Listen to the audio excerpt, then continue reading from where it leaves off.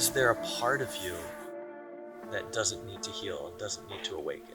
What does it look like to open and receive all of yourself?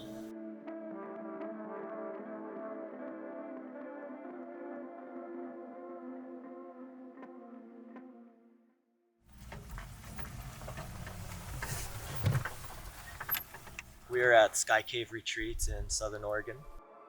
We have caves that we've built into the hillside that are completely blacked out and also pretty much soundproof. We bring people into the darkness to really touch who and what we are underneath, beyond our cultural conditioning. It's cozy. I'd say most people are very pleasantly surprised. And in the dark, you're in direct contact with something that's constant, the darkness. Feeling everything that comes. When you go to a retreat, there's usually a facilitator. Somebody's holding the container. Here it's the darkness really holding the container. What happens when time is irrelevant? What happens when you have no sense of progress? What happens when you can't gauge your worth based on a validation from others? We passed the food grill, and there's another door on their side so that we keep the light in out. What happens when we've lost darkness? How disconnected from our internal landscape have we become? There's a real returning to oneself and really having to reference what's deeper for a sense of worth and meaning. Let's have the darkness expose what we haven't seen, where we get really real with what's going on.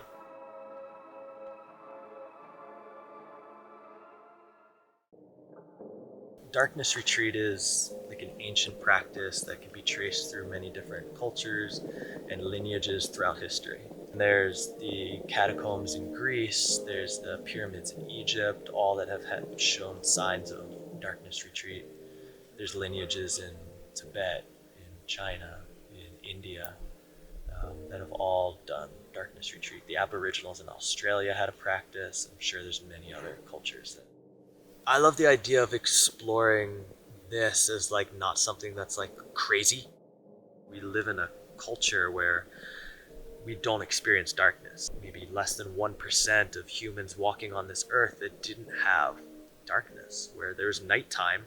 Before there was even candles, there was fire, but then that was about it. And there was a lot of time spent in darkness. And now here we're in a culture that actually doesn't have darkness ever, and doesn't have that moment, those times where we slow down. Going into the darkness provides that spacious, settled experience. When I let go, when I stopped trying, when I stopped achieving, and then all of a sudden I touched something that was beyond my ability to make it happen. So there's something really beautiful in the awakening that happens in the darkness. And I think even in spirituality, there's also a sense of gauging accomplishments and achievements. There's having profound experiences. And not that anything's wrong with any of that.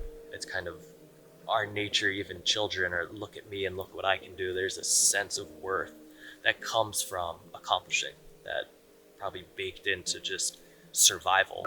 Cultural conditioning is our successes and our achievements and our accomplishments.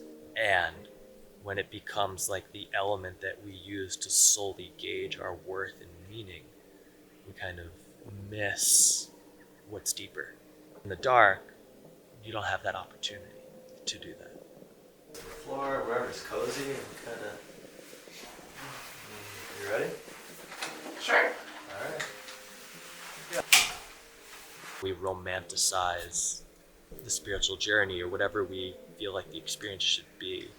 We kind of miss what's actually here. The initial like whoa is when they wake up the first morning.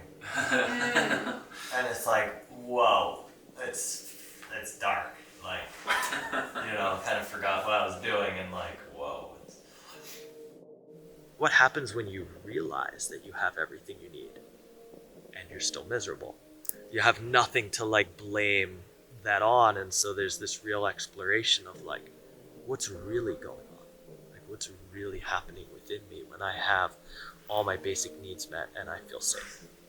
One's not able to grab at certain things to kind of feel worthy and meaningful, so people really begin to drop into what meaning and worth really is. What matters most? What's most meaningful to you? A cascade of neurochemical processes that happen. In the beginning, you definitely have a dump of melatonin because completely dark, so your brain's just secreting tons of melatonin.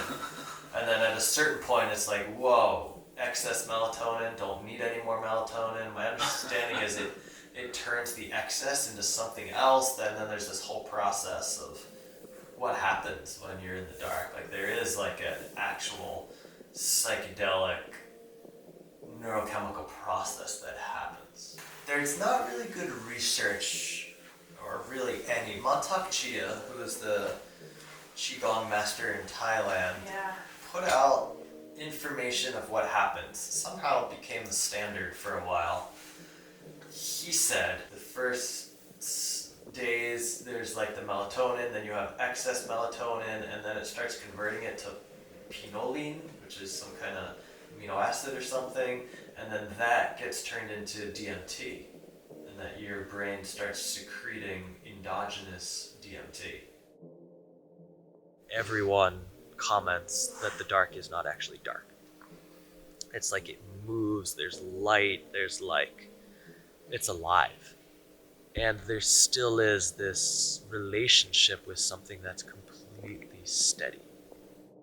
It doesn't seem to be correlated to length of time so much. I mean, there's been people who have had really far out visions and visuals just 2 days in, and people who have been in for longer and haven't had nothing. Yeah. But I'm definitely curious. I'd love to run brain scans.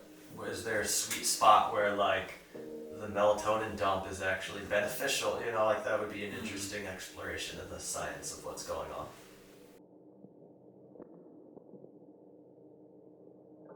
One of the things that I hear a lot when people come out is like, I've understood these spiritual concepts. I feel it in my body. Like, I know it now. It's not just like a mental understanding of like, be here now, I am enough, I'm complete and whole. It's like saying those things doesn't actually give one the visceral, embodied, somatic experience of what is that like to really rest in that. And then to have that inform how you move. The darkness asks of you like a real honesty and an authenticity to stay true to what you know. Equal parts confronting and nurturing. Mm-hmm. Yeah, like how to really walk that edge. And I think that's something that we begin to offer ourselves in the darkness, where like, as you are is fine. It's okay to be bored, it's okay to be sad, it's okay to be angry. And there's a real opening to welcome all of it.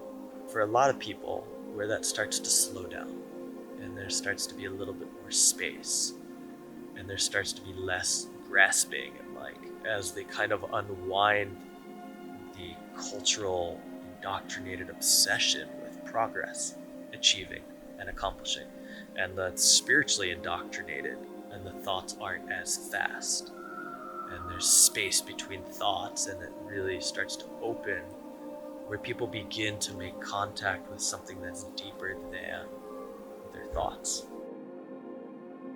And then I did my first darkness retreat 11 years ago. I was deeply humbled. I went in with a spiritual ego of like, this is gonna be great, I'm gonna be fine. I've spent years in solitude in the mountains. I can sit and meditate for 12 hours a day. This is gonna be amazing. And it It was so unbelievably challenging that I was really floored that I actually felt like I didn't have any of the tools required. Even though I could meditate for like 12 hours, there's something that just felt unnatural about sitting up and like meditating, because there's no beginning or end in the dark, and anything we do usually has a beginning and an end. So it's like, whoa, how do I move in a space that doesn't have a beginning and an end? If there's no beginning and there's no end, then where does the sense of progress and achievement come? All of my practices are so masculine, and I'd never saw it like that before.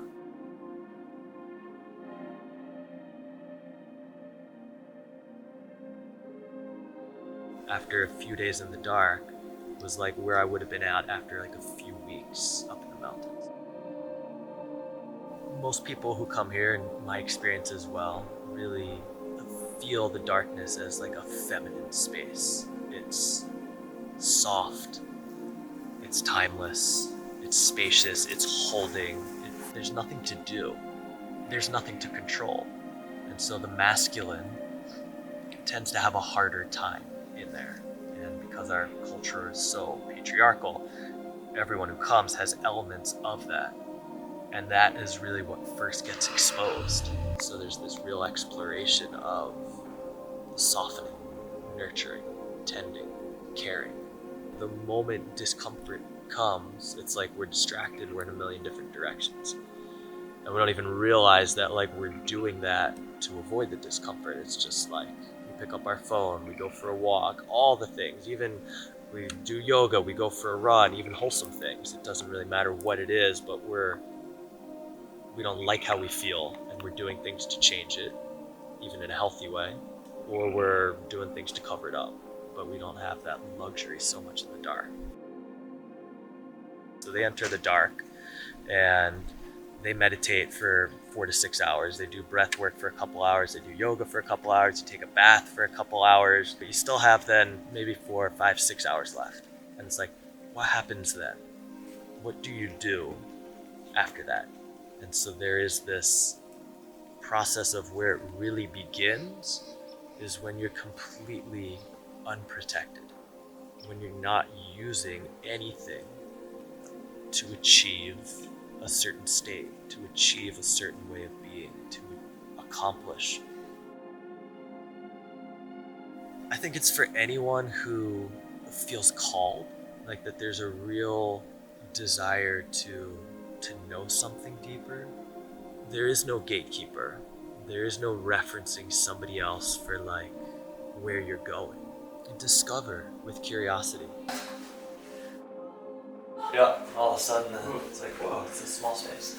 It does change people's lives because they come to know themselves differently in a very grounded, settled way. Succeeding is not the most important. To be seen, which is ultimately what we all want, connection and being held. Nothing can break softness. It just absorbs and receives and welcomes all of it. Softness of heart is really the most powerful thing there is.